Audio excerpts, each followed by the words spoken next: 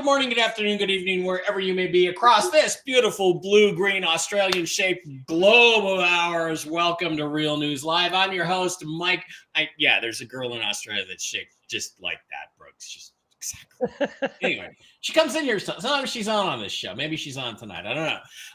Welcome to Toxically Masculine Tuesday on Real News Live. I'm your host, Mike Barrett in Las Vegas, Nevada. Joined as I am every Tuesday so far, the last 3 or 4, by the man to my immediate stage left, my physical right, or the other way around. Oh, and he froze.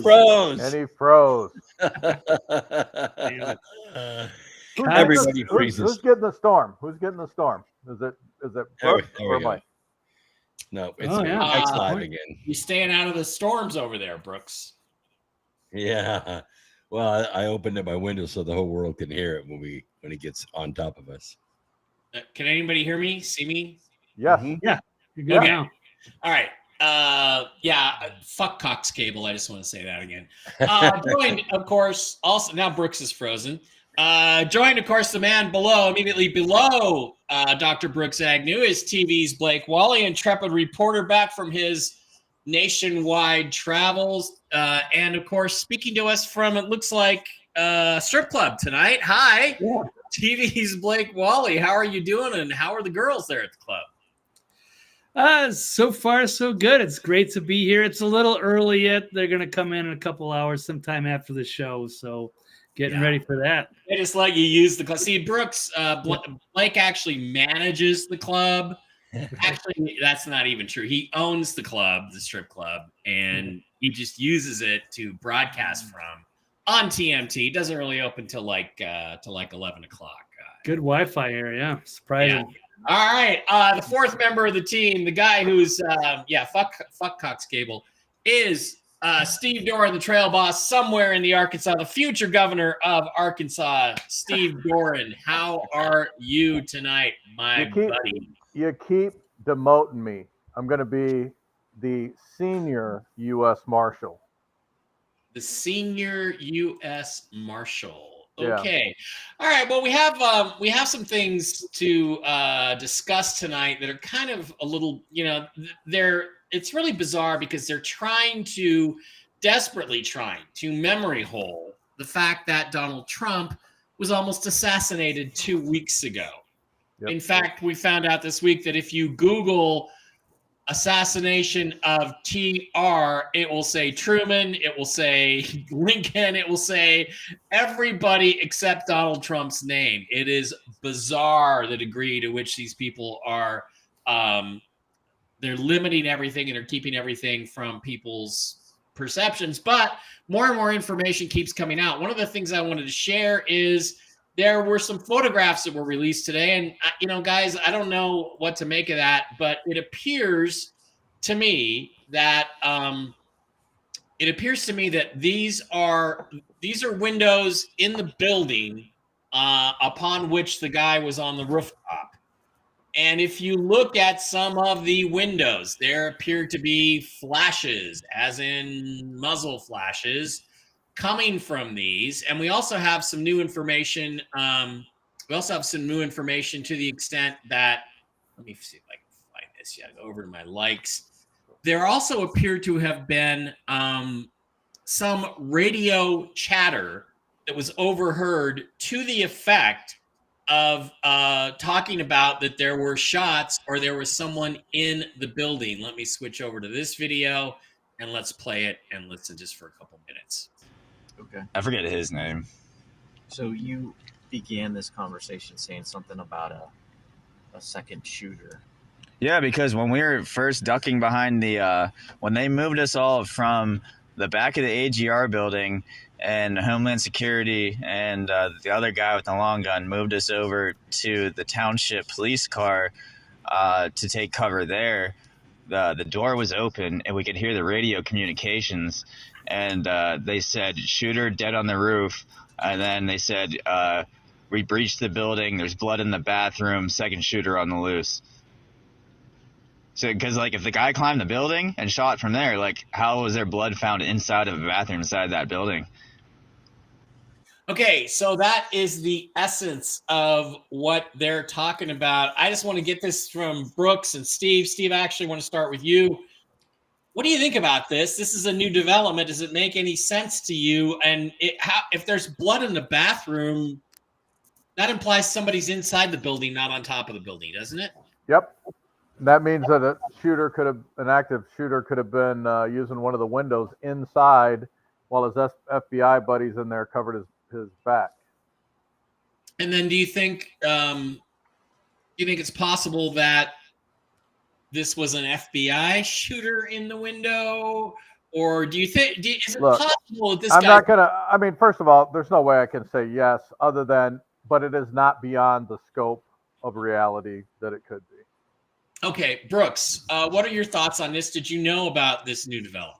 I knew about this, and what else leaked today, and this was leaked by an FBI agent inside the FBI. Turns out 90 minutes before the shooter took his first shot, the FBI agents on site were texting each other. They weren't talking on the phone, they were texting each other. And this guy released the text string. So not only did they know there was an active shooter on the premises, but they let Donald Trump stay on the stage for 90 minutes. They knew he was in the area. They were texting back and forth about it. When he was on the roof, they were texting each other right up to the moment he was shot. And by the way, the Secret Service was totally blank for 25 minutes. Not one single chirp from the Secret Service for 25 minutes. And that's not possible if you are actively really trying to protect somebody, right? Negative. That is, boys. I mean that means they were in on it, does it not? Yeah, and so they put together this commission, a Warren Commission 2. Yeah, six Republicans, 5 Democrats. Yeah. And yes, there are, former snipers on there. There are former Marines on there. But there's also a member of that commission who's a Republican who says, I don't trust this commission. I'm doing my own investigation. So there are already things breaking down as they're trying to cover everything up and bury everything and erase all these tests, fire all these people, get people resigned and out of the way. There are investigations to try to get to the bottom of it. And there are also the footage that you see right there. There are about 200 other cell phone videos that have yet to make it to our level. They're out there, but the FBI is confiscating them as fast as they come up. Yeah, one of the guys said that my phone was confiscated and given back to me, and that some of that video is from a phone that was confiscated. He said his wasn't altered, but I guarantee you there are others that were. TV's Blake Wally, doesn't this all smack, including the commission, which there's some rhinos on there, and I there were a couple of congressmen who were snipers that were left off this committee that would be experts in this. Why would they be left off this committee? They should be the first guys. Doesn't it start to smack? Doesn't it stink a lot like the Warren Commission and the cover-up of the JFK assassination? TV's Blake Wally, what do you think? Yeah, absolutely. It looks like they are in charge of covering everything up and making it look legitimate to the people that aren't sophisticated enough to cut through the BS. So yeah, the plot is thickening. It's inexcusable. So it does appear to have all the hallmarks of an inside job and a failed assassination attempt. Google is even in on it. They should be complicit in this cover-up. They need to find out this is not a mistake. So they need to find out who's involved in that. It's also Meta and their AI. So yeah, they're trying to even hide the information from people that are trying to look for it. So yeah, there's a lot of criminals that need to be held accountable in this awful operation that they overreached on. They would definitely like to memory hole this whole thing. Okay, I have a little more video. This is from Health Ranger. What's his name? Mike Adams. Mike Adams. He's not super reliable. A couple of years ago, he told me an asteroid was going to hit the Earth in September, but he has dug some stuff up. Here is a small clip of some footage from a guy that was, I guess, shooting the building where the sniper was on the roof.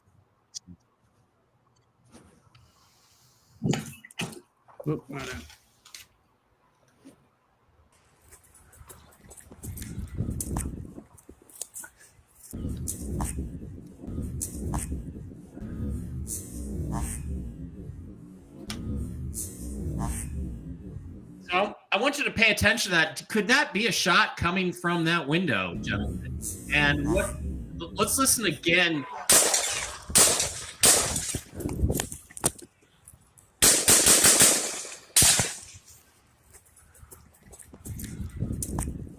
So, The muffled shot sounds like it came from the window.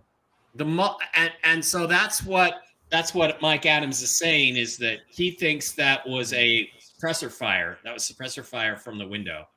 Doesn't have to be. I mean, when you're inside a building and you fire a weapon, unless you're standing directly in front of the muzzle, it does sound sort of like a silenced round. Do you think that's why snipers, when they take positions, they don't stick the barrel out the window. They go back in the room a ways to take their shot. Because it's a natural sound suppression. Okay. I don't know how many shots that was. 1, 2, 3. 8. It was 8. And then the 9th at the end. Is that the official number of shots that were fired, or do we know? And did all 8 of those supposedly come from Crooks? I'm not up to date. Brooks, are you up to date on that? I'm sort of up to date on it. There's been a lot of sound analysis done from several different locations around the Butler event, and they do sound like 2 separate weapons. But from that close, I can hear the sonic sound of the rounds, and they all sound the same to me. Okay. Again, audio shows 2 shooters and 1 counter assault shot that hit Crooks. But I'm trying to give the exact number. First 3 shots at Trump, then 5 more shots, killing 1 person and injuring 2 more. Guys, again, I'm going to lean heavily on Brooks and Steve with this. What do you think the chances are that there were shots coming from 2 different places? And what do you think of that bright spot in the window? Is that a muzzle flash? What do you think, Brooks and Steve? What do you guys think? It looks like a muzzle flash to me. I don't hear a sound report from it. That's what's got me kind of confused. But we do know now, it was revealed yesterday, what weapon Crooks used. Now, they call it an AR style weapon with a folding stock, but it is a particular weapon called a CT-15. It's a CT-15, and guess who designed it? I have no idea. BlackRock? Nope. Yeagle, this company out of Arizona. That's who designed the weapon. The weapon came, evidently, Crooks's father bought the weapon. It's a CT-15. It's very specific kind of folding stock.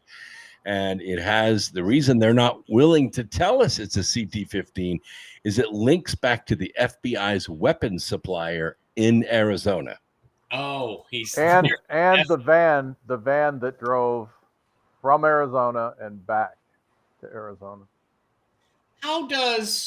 If you're a counter sniper, Steve Doran, yes, how does the target that you've been observing for 90 minutes we've now established that you are suspicious of, that there has been crosstalk and chatter about, and he's now seen on the roof, how does he get 8 or 9 shots off at the target before you shoot him put one through his ear hole? How does that happen? You have to intentionally delay your shot. Yep. You want to elaborate on that, or no? Well, I mean, you intentionally delay the shot, so you have to, anybody who would wait that long to take a shot is either A, under orders not to do it, or B, they're in on it and they're saying, hey, wait until until there's 4 or 5 shots off before you take your shot. One of the 2. Yeah. Let's go back to that audio again. It's short. I want to see if we can count the amount of time between the shots, or from the beginning of the shots to the end of the shots. So let's go back and listen to that again.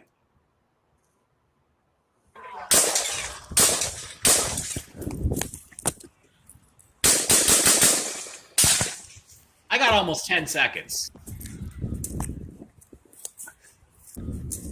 I got almost 10 seconds. Is that, Steve, is that in any way, shape, or form reasonable for let's backtrack here a little bit and forget about the sniper. First of all, they knew that a potential shooter was on his way to the event. They knew that the potential shooter was on the grounds at the event. They were texting back and forth, talking about the individual. That guy should have never made it on the roof. He should have never made it on the property. So the fact that all of these people were aware that he was on his way, officials, law enforcement officials, I'll use that term loosely, and the fact that nobody secured the area and the facility to intercept them, the fact that he walked around, the fact that he walked on the property with a ladder is just absolutely ridiculous. And then should he have made the roof, which he shouldn't have, but should he have made it on the roof at that point, because they knew he was there, the sniper should have immediately taken the shot, regardless. Just as soon as he got on the roof, they should have hit him. Yeah, that's what I think, and I know you were saying, you were defending the Secret Service and FBI. I was defending. First of all, he wasn't Secret Service. Or sorry, he was local police. He was local police. Secondly, we didn't know at that time that he had all of that time. Yeah. Prior to him taking the shot. All we knew at the moment where I said that it's a possibility he was waiting for an order to shoot. I mean, that could have been seconds before the first shot came up, but now we know it's different. But at that time, we did not. Yeah. Okay, Brooks. So, the main thing now, I guess, that I'm concerned about this is, and I completely just lost it, is, shouldn't they? Wait a minute. You were just saying something, Steve, and it didn't click in my head. So they're saying that. Okay, I've lost it completely. Yeah, I'm going to go try to read. I had a question in my mind for Stephen Brooks, but Blake, let's go to you. I want to show you one other thing. There is a photograph. Some people are saying that's a hole in the window. I don't know how clearly you guys can see that. If that's, I don't know what kind of glass that would be, tempered glass. Does that look like it might be a rifle shot hole in a window, or would it have shattered the entire window? I can't tell. Yeah, it's hard. I can't get it any bigger than that. But. Well, it's not like the movies. They don't always shatter the entire window. I mean, there's lots of crime scenes you come on, and there's holes in the window. Yeah, that is apparently the window where we saw the muzzle flash. All right, so TV's Blake Wally. Let's talk to you about this. What do you think should happen to the Secret Service people? I mean, shouldn't these guys all be interrogated in public right now by Congress or somebody else? They probably should. Now, I don't know exactly how many of those people were officially Secret Service. So now it's starting to look like we're painting the picture that this is the FBI. So if this gun allegedly comes from, as Brooks said, Arizona, where there's FBI weaponry or arsenal, I'm not quite sure if I followed that, but he was also practicing shooting in Arizona. Then they scrubbed his social media. They scrubbed people's phones that were trying to reach out to their friends at the FBI. Let's see. They also, his place was scrubbed clean like a medical lab, they say. Yeah. He was in a BlackRock commercial. And there's also other ties to the FBI. Apparently they've done some of the geolocation on his phone, and he was back and forth from DC. So this is all starting to look like Christopher Wray needs to be investigated after they already just had the Secret Service lady resign. So I think it's come for Wray now. He needs to be interrogated. And he also tried to brush it off like he didn't get shot in the ear. He's clearly biased. Yeah, Ray said he wasn't, we're not sure he was hit by a bullet when everybody knows he was hit by a bullet in the ear. And so here's the thing. Trump has said he's going to sit down for an interview with the FBI. And everybody who's done that lately gets caught in a perjury trap. So, Blake, do you think that Trump should sit down with the FBI, or should he tell them to go fuck themselves? Yeah, I would agree with that. Tell him to go fuck themselves. Yeah, you can't trust Ray. And he's always playing stupid up on Capitol Hill, so he needs to go. Yeah. Fire him, and then go after him.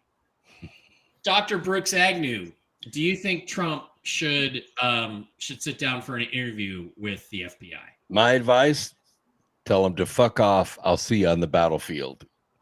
Okay. And Steve Doran, what do you think? Do you think Donald Trump should sit down for an interview with the FBI? I think they're just going to try to come up. They're going to try to trap him into saying the wrong date. That's what they did to Michael Flynn. He said the wrong date. So they charged him with lying to the FBI. Isn't this a really high risk thing for Trump to do? It doesn't matter if you're the president or, somebody from a local jurisdiction. There's one rule and one rule only, and that is you don't make statements ever. You can have your attorney make a statement, but you never, ever, ever make a statement. Okay. All right. All right. So my response to this is this. Go fuck yourself. But go fuck yourself. Okay, that's my response if I'm Donald Trump to Right on. the FBI. All right, give me a second, guys. I gotta find one other thing here. By the way, I just want to say that Blake nailed it again because they did surveil the cell phone addresses of all the people that visited little Tommy's home. And, there were various people, friends and stuff like that, except for one. One was an FBI agent. I made this statement the day of the shooting. You mark my words. The FBI knew of little Tommy and they were working with him. I didn't have anything to base it on, but my gut. Now we know because they took that cell phone address and they followed it where it went for the previous 2 weeks. Yep. And it went to that building that Blake mentioned. And guess who was going there? FBI informants. Ooh. That's where they meet and have coffee with the FBI and share their information. Little Tommy was working with the FBI. Wow. So why would Trump agree to this? Why do you think Trump is agreeing to this interview? Doesn't make any sense to me. I mean, let's face it. Trump likes to be in the spotlight.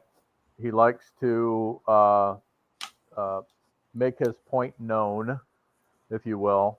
But he really, if he doesn't take an attorney along and let his attorney do most of the talking, I mean, it's not a very intelligent thing to do. That's a fact. Yeah, it seems like he's setting up for another big controversy. And I get so tired of, he's just exposing them. It's like, yeah, well, let's start beating them rather than let us do that. Yeah. All right. I got one other thing that happened that was pretty interesting is that there was a parody ad put out. It's a parody Kamswala Harris ad, Kamswala Harris. And let me just show it to you. It's pretty good. It's pretty amusing. And let's play it for everybody on this stream. Okay, there she is. There's the future, the first not black president of the United States. I, Kamala Harris, am your Democrat candidate for president because Joe Biden finally exposed his senility at the debate. Thanks, Joe. I was selected because I am the ultimate diversity hire. I'm both a woman and a person of color. So if you criticize anything I say, you're both sexist and racist. I may not know the first thing about running the country, but remember, that's a good thing if you're a deep state puppet. I had 4 years under the tutelage of the ultimate deep state puppet, a wonderful mentor, Joe Biden. Joe taught me rule number 1, carefully hide your total incompetence. I take insignificant things and I discuss them as if they're significant. And I believe that exploring the significance of the insignificant is in itself significant. Talking about the significance of the passage of time, right? The significance of the passage of time. So when you think about it, there is great significance to the passage of time, and there is such great significance to the passage of time. Another trick is trying to sound black. I pretend to celebrate Kwanzaa, and in my speeches, I always do my best Barack Obama impression. So hear me when I say, I know Donald Trump's type. And okay, look, maybe my work addressing the root causes of the border crisis were catastrophic, but my knowledge of international politics is truly shocking. The United States shares a very important relationship, which is an alliance with the Republic of North Korea. It is an alliance that is strong and enduring. And just remember, when voting this November, it is important to see what can be, unburdened by what has been. And by what has been, I mean Joe Biden. You think the country went to shit over the past 4 years? You ain't seen nothing yet. Okay, so that was the ad, the fake Kamswala Horus ad that was played by. It was actually retweeted by none other than Elon Musk, the guy who tweets, who owns Twitter, and of course puts all this stuff out. And then there was Gavin Newsom put out a response on Twitter saying manipulating a voice. And first of all, I don't think they really manipulated a voice, but they used her actual voice, and they used some people doing maybe a little bit of an impersonation for a few of those words. But Gavin Newsom puts out manipulating a voice in an ad like this one should be illegal. I'll be signing a bill in a matter of weeks to make sure it is. And Elon Musk responded, I checked with renowned world authority, Professor Sugon D's Nuts. And he said parody is legal in America. Dr. Sugon D's Nuts.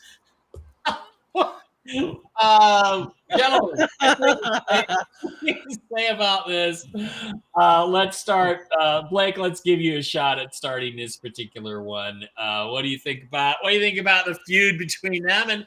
And the ad is very effective because it's mostly true, and most of that is actually her words, is it not? Oh yeah, I love it. And the gloves are off. Elon is not.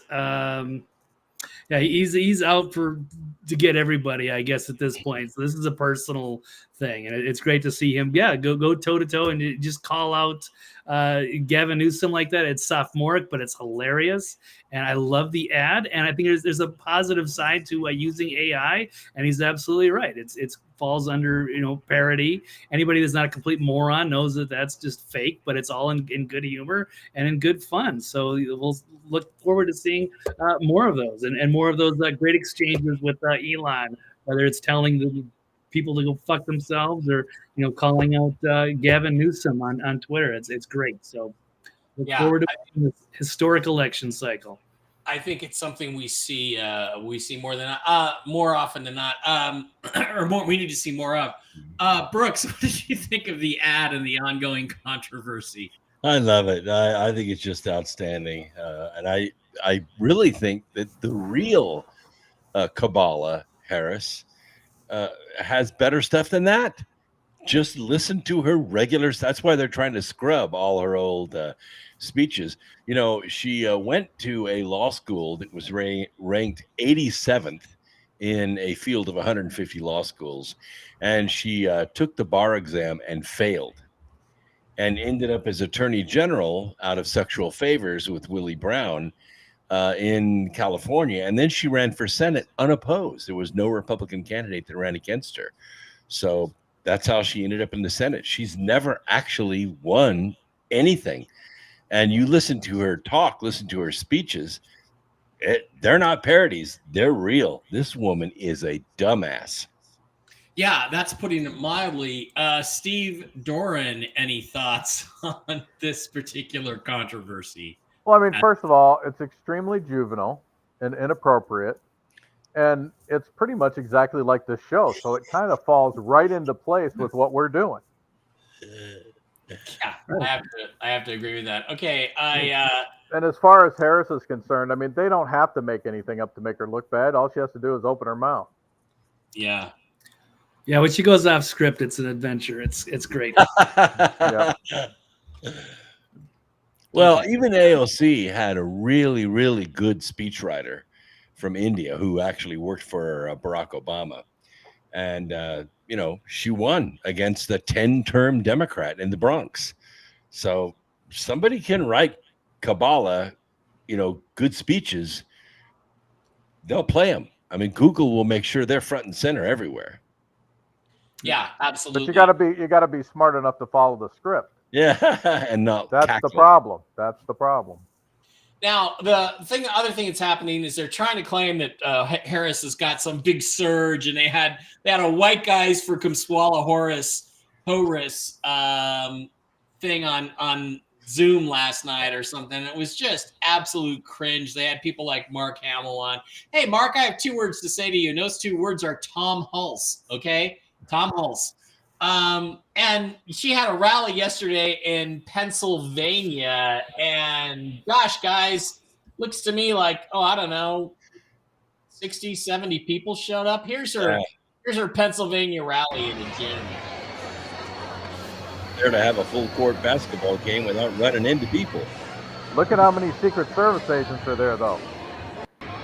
Yeah, look at all those people. Now, to be fair, there was another rally today in Georgia, and let's not go over some of that stuff. We're going to get to that in a little bit. She had another rally today in Georgia. Where is this in my likes and replies? Where is it not in there? Let me go back to my replies. I'm pretty sure we had some footage. There you are, Blake, making yourself famous. Damn it. Okay, so there's she had a rally, and there were more people there, but there was a rapper who I've never heard of. By the way, Mark Kelly, Senator Mark Kelly, astronaut, is a Nazi-loving piece of shit who stole his Senate seat with massive voter fraud. Just thought I'd let you know that.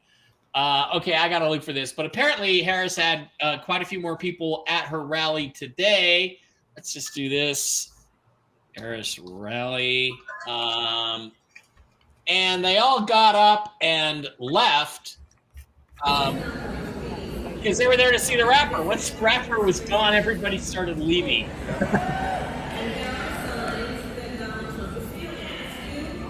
There's more people leaving. Hey, come swallow. Okay, so all of this is built around this idea that somehow there's some sort of surge for Kumswala. Here, let me turn some sort of surge for Kumswala, and yet there is a problem. The problem is there are some actual real pollsters out there like Scott Rasmussen, who did a poll of independents only, and in the independents only poll, Donald Trump sits at 53%. Kamala Harris sits at 33%. Someone else is 9%, not sure, is 5%. That is absolutely devastating. And what that means is that Donald Trump is absolutely crushing Kamala Harris in the real polls. All the other polls are fake. Steve, do you think they're going to keep up this crap, trying to make it seem like she's surging and everybody's flocking to her? And why would they? For no fucking reason. Or they're going to do it. I mean, absolutely. Donald Trump they're going to continue to attack. He's going to be the Antichrist, whatever.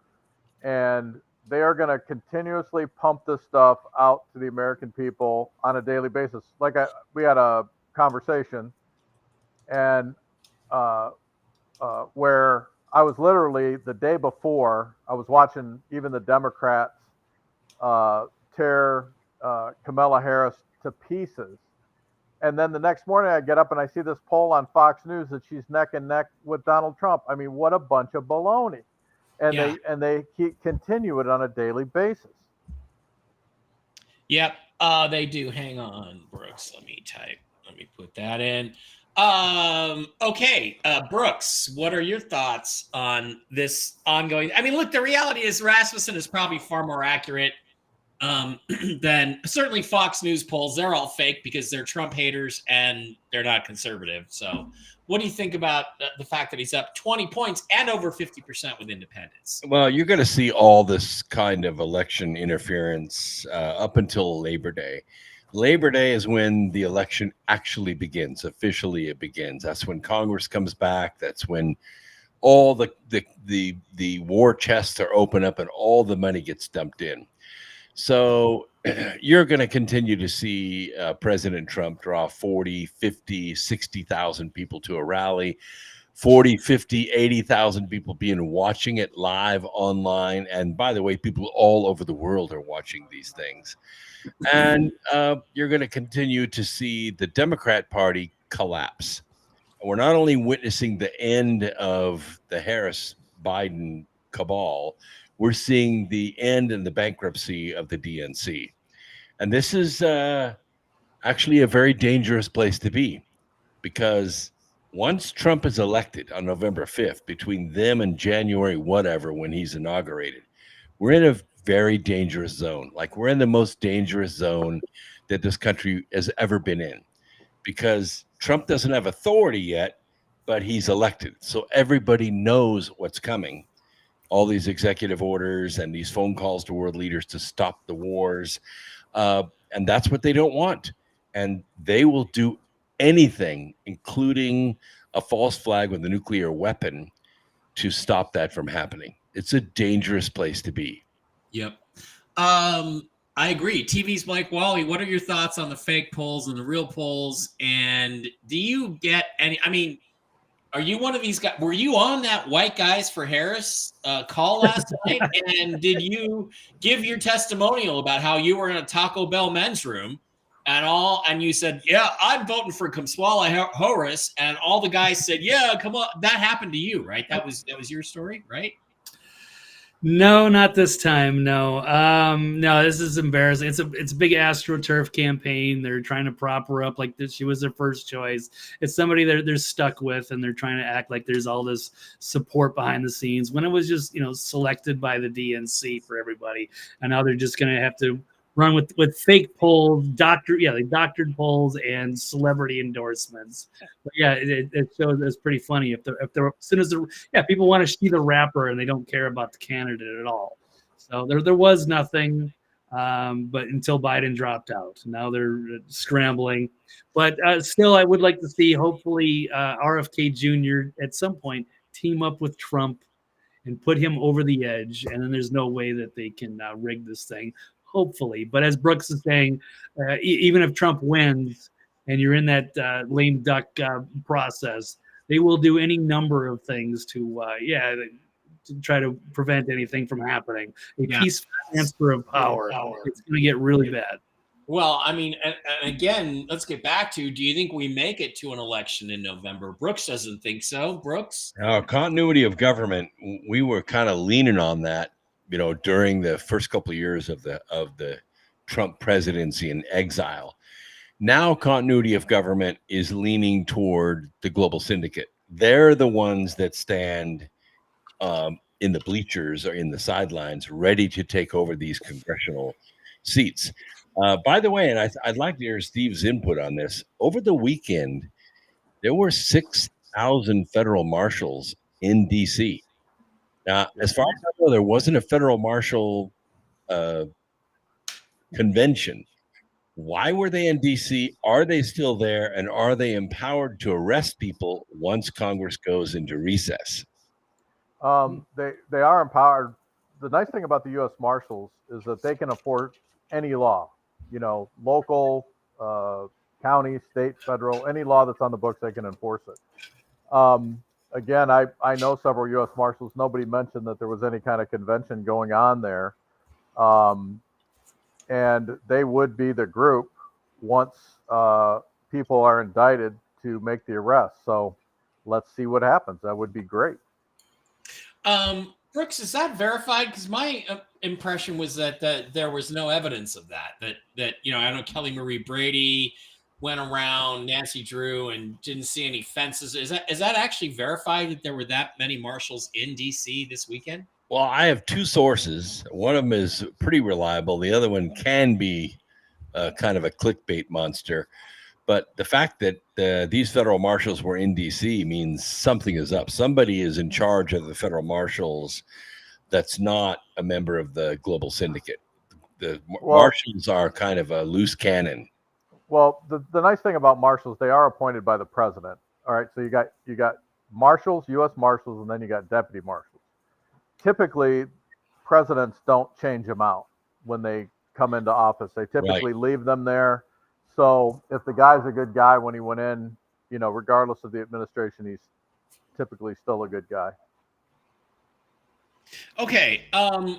We're going to get to Venezuela in a second, but what I wanted to share with you now is something that we need to be very afraid of in the United States. Kamala Harris apparently today was asked about guns, and this is what she said. It's not easy to hear, but let's listen to what she said.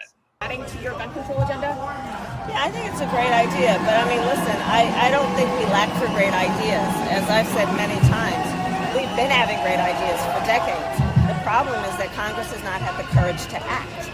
And that is why, from the beginning, I have said, my agenda includes attempting to get Congress to act, but if they don't within the first 100 days of my administration, I'm going to take executive action. Because what we need is action. Adding to your gun control agenda? Yeah, I think it's a great idea, but I mean, listen.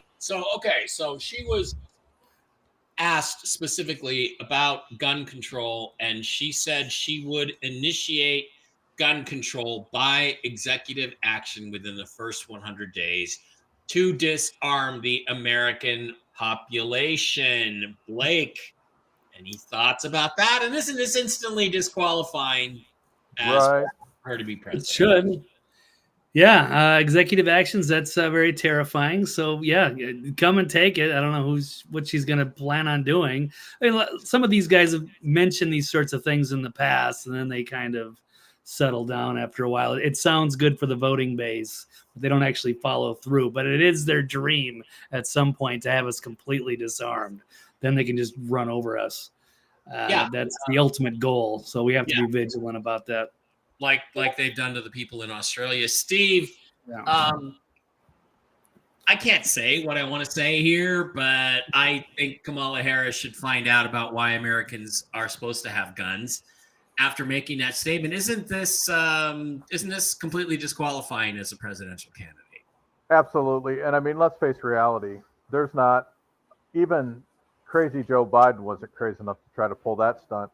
First of all, you have to have people who are willing to go out and take the guns, which is an impossibility. There's not one local jurisdiction, one county or state jurisdiction, except maybe in like the People's Republic of Massachusetts and Maryland and those areas, who are willing to go out because you are so outnumbered. You're like the three wagons in a Western movie that are surrounded by 6 nations of Indians. I mean, it's just not going to happen, because as soon as you start to try to do something like that, word's going to get out instantaneously, and the firepower that you're going to meet as you move down the street is just going to completely annihilate anybody who would try to do that. Okay, Brooks, what are your thoughts on this? Isn't this instantly disqualifying, really? Well, I think they had a national sheriff's meeting, and I think there were only like 2 or 3 sheriffs that said that they would enforce such a law. But you have to think also that executive orders typically do not apply to citizens. They only apply to agencies of the government, both state and federal. So I think what she was mentioning is what's called a mandatory gun buyback program, which is basically we're going to pay you for your gun at the point of a gun. And Steve is exactly right. That's not going to go very far.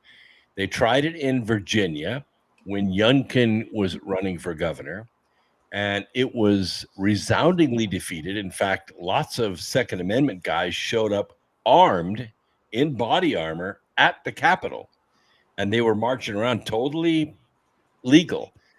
But their presence was so overpowering that the measure failed.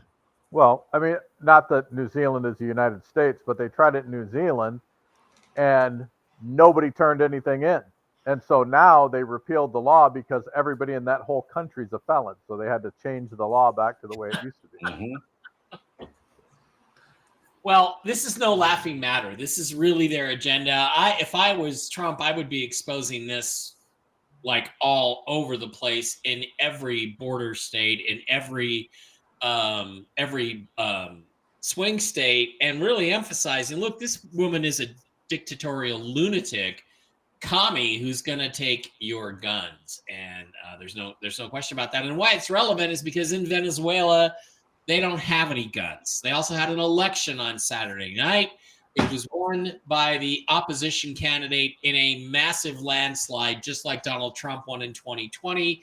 just like Marine Le Pen probably really won in France. And it was stolen in the dark of night by Maduro, again, with the exact same type of curves of where all these fake votes were put in for Maduro, the communist candidate.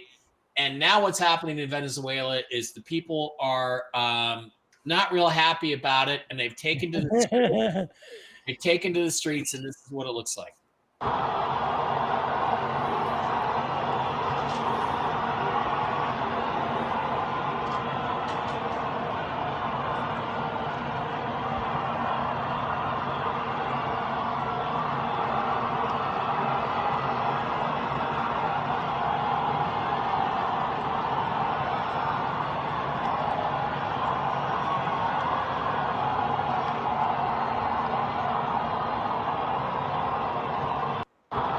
So one of the other things that happened is that Maduro called on the military to back him and to start arresting their own people, and they didn't, and a lot of them took their uniforms off, which I don't approve of. They shouldn't have. They should have stayed in uniform and said the military is not supporting this commie bastard.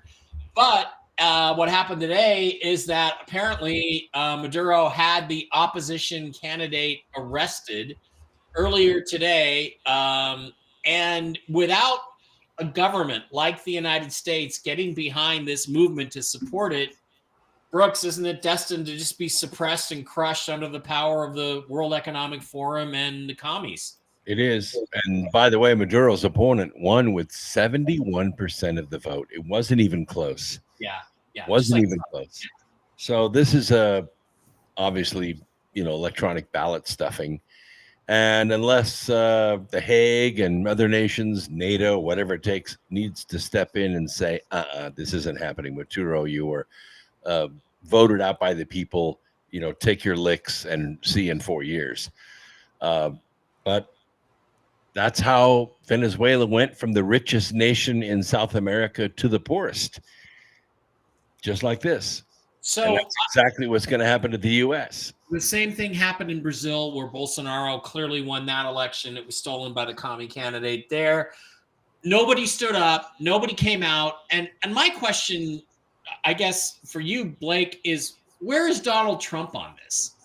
Why isn't Trump coming out and saying the United States needs to stand with the people of Venezuela who clearly voted this guy out, and we need to send our military in if we have to support these people and arrest this fucker Maduro? But he's not doing anything. He just hasn't said a word about Venezuela. Don't we need a populist revolt to overthrow a communist government somewhere in the world to serve as an example for what probably has to happen here in the United States when they try to impose communism in the next couple months?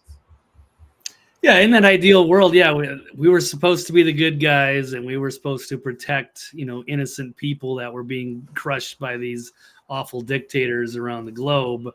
So we should be able to step in and be the good guys. Unfortunately, our country's been taken over, and I'm having, trouble even sorting out what is exactly happening in Venezuela. And it would be nice somewhere if we could just figure out like a voting system that can work for everybody and be transparent and easily auditable, if that's even a word. But of course, a lot of these dictators and such are just hungry for power, and that's the last thing they want. So they do everything possible to rig these elections. And we saw what happened here in 2020 with all the mail-in ballot, and you couldn't canvass, they never conducted a full audit almost in Arizona, but they still couldn't get all the Dominion machinery. There's just so many tricks these days. So it's really sad. This whole civilization, this entire planet's got its own problems with this. And Patco Incorporated, how much fucking more do we have to see? We've seen what's happened to our own country. We saw what happened in Brazil. Now we're seeing it in Venezuela. He wants us to see what happens there. Get off your dead ass and start doing something. I mean, he should at least be out there defending the opposition candidate and saying clearly the president, this guy won and he's the real president. And when I'm president, I'm going to recognize him as the official government of Venezuela, not the Maduro government. Steve, am I wrong for thinking that? No, especially with the voter fraud that took place. we got to get away from the electronic age when it comes to voting. I don't care if it takes 2 weeks to count the ballots. I don't like anything electronic involved because it can be manipulated, as we saw in the last election. So at the very least, he should be coming out against the use of electronics to put dictators in place. Yeah, and here's the thing. Why that's anybody have any thoughts or why hasn't Trump said a goddamn thing about Venezuela? Why? Anybody have a thought on that? No? I don't. Maybe he needs more information, but his rallies are his platform. So look for it in the coming weeks. I don't know. Okay, well, one last thing here. The Democrats tried a new meme war this week, and the left can't be.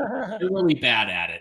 They tried to go after Trump's vice presidential candidate, J.D. Vance, because he said crazy. This is said in 2021, before he was the vice presidential candidate, that the country is being run by crazy cat ladies, which it is. And if that doesn't come Kamala Harris, I don't know what it is. By the way, Kamala, your husband is gay. Everybody knows it. Everybody knows he likes to butt fuck. He's not. You don't have any real kids. You're childless. Here's a childless woman making decisions about wants to make decisions about the American family. Okay, great. But they came out with this thing where they all said in unison, J.D. Vance is weird. J.D. Vance is weird. This guy is weird. So the right, of course, counter meme. And one of my favorite leftist retards out there is George Takei, Mr. Sulu from Star Trek. So he posted on Twitter the other day, oh, J.D. Vance is weird. Well, guess who got him back on? No. There's George, gay boy that he is, on probably the Howard Stern show. Yeah, J.D. Vance is weird. But this, of course, George, is completely normal, right? Is that real? Yeah, that's real. That's from the Howard Stern show. And then God. we have Pete Buttplug, the Secretary of Transportation. J.D. Vance is weird, says Pete Buttplug. Oh yeah, but this is completely normal, completely normal. So anyway, what happened was basically is that the right absolutely crushed that J.D. Vance's weird meme thing that got started. I was just wondering, Blake, you're my cultural commentator. Did you see that yesterday? And they pretty much have given up on. I mean, being called weird by Chuck Schumer, who puts cheese on a raw hamburger and is married to a dude, is pretty ripe stuff, isn't it? Yeah, no, it actually made a supercut of it. So it's like the DNC like hands out the talking points, and then you had basically the who's who of the leftist media. I'll try to pull it up if I can, and including Kamala, like that was their talking point of the day. It's weird. The MAGA's weird, or Vance is weird, and then it was interesting to see them point out the freak show that we've seen through the Biden administration. They have the audacity to say anything is weird without looking in the mirror at their own people. But I think that's all. Oh yeah, because they ran the Joe Biden is sharp as a tack before the debate. So it's weird how they have these buzzwords that they follow like zombies. Yeah. And everybody can see what's going on. Everybody that's paying attention. I guess they're just trying to catch the dumb little old people that are sitting in front of their TVs going, well, Martha, that's pretty odd. Why did he say that? Is anybody named Martha anymore? I don't know. Steve Doran, Trail Boss, I just want to ask you one question. If you and I were roommates in a Turkish prison for 10 years, would you ever do that for me, what George Takei was doing for those two guys? Absolutely not. Never. No homo. No, never. Okay. Any thoughts on this ridiculous failed campaign slogan thing, Brooks? I'm looking forward to more entertaining moments from this one, as long as Kabbalah lasts. I think there are replacements on the way. Look for the name Roy Cooper in the coming weeks. He is currently the governor of North Carolina in a supermajority Republican state with a supermajority in the House and the Senate, and he was elected twice. So look for Roy Cooper. He's kind of a Democrat superstar. He's an excellent liar. He looks good on camera, and he could come up as Kamala's VP. I thought Cooper had dropped out today. Is I don't know. I mean, I'll look it up while we discuss this. Yeah. I've been letting drywall all week, so I haven't really listened to the news. All right. Well, JD Vance is weird. Also, the left. This collection of fucking freaks. All right, I mean, have we just reached, have we reached, I guess, definitely in post-Christian America? Because the freak show that happened at the Olympics, the gay satanic Olympics, upset quite a few Americans, but there were, believe it or not, it was Roy Cooper said he's not going to run with her. So did Manchin. So did a few other people. So that did happen. Isn't this now, gentlemen, a war of good versus evil? It's no longer left versus right. Blake, isn't it good versus evil? Isn't that stuff that you just isn't it evil to be pushing that kind of stuff on kids? Yeah, I think so. And I'm not even like a religious guy, but this does seem like it is a good and evil, right versus wrong world that we live in right now. So, and the Democrats are clearly not on the good guys anymore. Yeah. So I wanted to ask you guys one more thing, which is Joe Biden came out and said some things a couple days ago about the Supreme Court, where he basically called for it to be expanded so they could reduce the influence of the conservative Supreme Court, of the conservatives on the Supreme Court. Let's listen to Glenn Beck's commentary on this, just real quick. Here we go. I'm going to call for Supreme Court reform, because this is critical to our democracy. Supreme Court reform. Reform the Supreme Court. This is anti-republic and anti-democratic.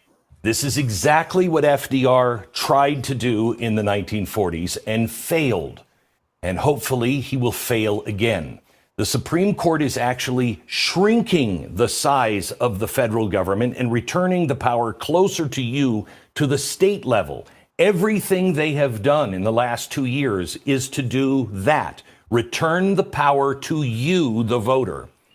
They don't like that. And quite honestly, it's because they do believe that they know better than the average American. Okay, so there's another issue with this. And this is the one I want to address.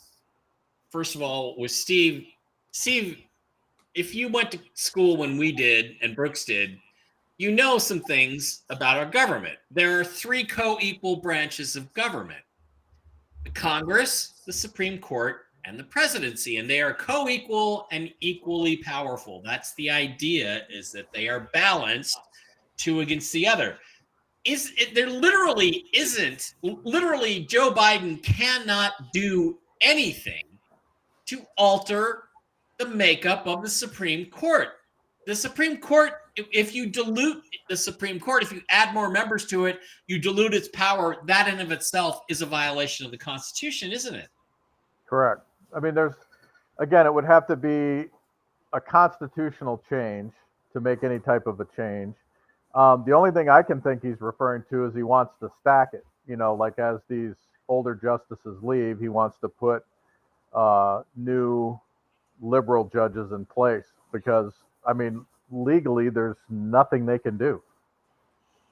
Yeah, because what they're, the thing is that what they're trying to do is pass a federal law to change the Constitution of the Supreme Court. And by that, I mean Constitution with a small c, to change the makeup of the Supreme Court. And you cannot do that, can you, Bruce? And then the Supreme Court would have to look at the new law. Constitutional, that law was constitutional, which it clearly Right. is. So, Brooks, can they do that or not? Well, there are 2 things that they want to do. The first one is, under this reform, is they want to put a maximum age. So you serve to this age and then you're forced to retire. So you can't just hang out and wait for a Republican president like Thomas and Alito are doing and wait to retire. The second one is what's called packing the court. So we go from 9 justices to 17 or 23 or 27, 28. probably an odd number. And the reason they're doing this, the reason they're giving for doing this, is that the court is overworked. There are just too many cases that need to be reviewed by the Supreme Court. There's not enough room on the docket because we only have 9 justices. So we're going to put on more justices, 17 justices. And then what the Chief Justice will do is he'll decide which team of 9 or 5 or whatever that law or that case goes to, so they can get the results that they want. That's what they're talking about doing. They can't do anything about the court right now. There are 5 conservative justices, 4 liberal justices, and that's about to change too, because if Trump is elected, he'll put 2 more justices on there. Sotomayor will probably retire, so that may be 3 more. So gosh, the court will be so lopsided, the Democrats will never get control again. So they have to do something or die. They're not going to be able to get their liberal activist decisions made in the Supreme Court unless they get control of the Supreme Court. And the only way they can do that is to control the Senate. Well, they're not going to control the Senate. So now they have to change the makeup of the Supreme Court. Well, yeah, but I mean, the Senate has certainly passed enough fucking libtard, commie, wacko hose beasts onto the Supreme Court, like Ketanji Brown Jackson, who's okay with pedophiles. They pass them anyway. So the Senate is not. The Senate is not our wall. There is no senatorial wall. They cave on everything because they're part of the swamp. So what we have to have is a strong leader who wins the election. And the thing is, here's what I don't know. Blake, did you have some thoughts on this before I went to the next thing I was going to rant about? Well, at one level, I'm for some kind of a reform, but not in the way they're doing it. And if they're going to make, term limits for justices, then they need to make term limits for Congress. There's, many things that we could, redo again, but this is obviously a purely political maneuver. They're mad that they don't control the Supreme Court. If it was 5 or 6 liberal justices, then they would never bring this stuff up. So they're trashing the republic, which is a system of checks and balances, and they want their democracy majority rule. If I'm not mistaken, doesn't it say in the Constitution that Supreme Court appointments are for life? Doesn't it say that explicitly? It does. Yeah. And fuck them. They can't do a fucking thing. Well, legally they cannot do a fucking thing, but they will try to pass something through. Steve, any further thoughts on this before I get to my final rant of the night? No, sir. Continue. All right. So, to me, the problem here is that we still are living in pretend land. We're still living in Wonderland. We're still pretending. Trump is still pretending like, oh, I'm going to cooperate with the FBI when he should be saying, fuck the FBI. And we're still living in this fantasy of politics and polls. And when, if I'm JD Vance, when a crazy cat lady like Kamala Harris comes out and says, JD Vance is really weird, I would say back, what was your husband doing hanging out with a bunch of gay dudes in a bar? He was at some gay rally with gay people hanging around. And some of his best friends are gay. He's obviously gay. They don't have any kids. When are we going to get out of this fakery and start addressing things directly? Chuck Schumer, you say I'm weird? Well, you know what, dude? You know what, Chuck? I'm not married to a dude. You are. Here's his picture. Now, when are we going to get to that point? Are we going to get to that point before November? That's a better question. Where people start finally saying the truth. Chuck Schumer, you're a fucking weirdo. You're married to a guy who's pretending to be a girl. So is Barack Obama. When is some politician going to come out and say what everybody knows? Any thoughts? Never. You're only going to get information like that on shows like this. They're never ever going to do it. That's right. Because it's not in their political interest. Like I told you, when I used to testify before Congress, in the morning you would have somebody sitting there, oh, Steve, you're the most wonderful guy I've ever met. Man, you are like Superman. And, we love you. And then in the afternoon, I was the Antichrist. And they'd be like, how do we know you're not corrupt? Blah, blah, blah, blah, blah. They're all bought and paid for, dude. They're all bought and paid for. So 1 minute they're going to say one thing, but they're never going to cross a line that they can't come back from ever. So, do you agree with that, Blake? No, I mean, yeah, it's like the emperor wears no clothes, and we're just trying to call it out, but nobody's saying anything. So we just continue to go along with this charade. But as we're saying, yeah, I guess it's up to guys like us to call it out. Yeah. And Brooks, do you think there's going to be any real upheaval of the political system this year in America? Yeah, well, I do, because the Re-Inhabit the Republic movement took a major step forward about 70 days ago. They are now appointing representatives in all 50 states, judges and assemblymen. And once the Re-Inhabit the Republic is fully staffed with standby citizens in these positions, they're going to move for a transition from the bankrupt 1871 corporation back to the 1870 republic, the original republic. And the real risk is this going to be a peaceful transition with respect to law enforcement? I think the public will go along with it. And there are a lot of people that serve in state government and city government that will go along with it. But what matters is, what are the men with the badges going to do? Are they going to stand with the Constitution, or are they going to stand with the global syndicate? That remains to be seen. Okay. Well, the people with the badges won't have any choice if the general public goes along with it, because if they don't follow along, they're in deep trouble. They won't survive. No. So, yes or no? Major political upheaval. Like, I'm talking upheaval to the point that political candidates and news people come out and say, yeah, Chuck Schumer's married to a dude. That's what I'm talking about when I'm talking about upheaval. Or do we have the same mendacious system in place after November that we have today? Let's just go around that. Steve, yes, no? Yes. Blake, yes or no? I'll go yes. Why not? All right.